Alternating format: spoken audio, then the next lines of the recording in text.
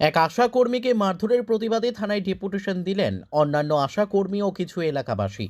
ঘটনা পশ্চিম আগরতলা থানাধীন মাস্টারপাড়া এলাকায়। অভিযুক্তের নাম রাজীব সাহা।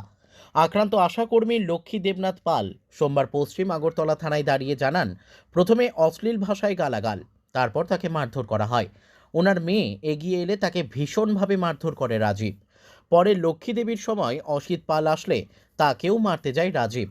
পরে খবর পেয়ে ঘটনাস্থলে যায় পুলিশ। মামলা নথিভুক্ত হলেও এখন পর্যন্ত অভিযুক্তের বিরুদ্ধে কোনো পদক্ষেপই নেয়নি পুলিশ। তাই এর প্রতিবাদে এদিন ডেপুটেশন দেন তারা। অভিযোগ, রাজীব প্রায় সময়ই বিভিন্ন অজুহাতে প্রতিবেশীদের সঙ্গে ঝগড়া মারামারিতে লিপ্ত হয়। একটি ঘটনায় সাক্ষী দিয়েছিলেন লক্ষ্মী দেবনাথ পাল। এর প্রতিশোধ নিতেই রাজীব এই হামলা চালায় বলে মনে করা হচ্ছে। পুলিশ এখন তার বিরুদ্ধে কি পদক্ষেপ নেয় সেটাই দেখার। Bureau report, news daily Bharat.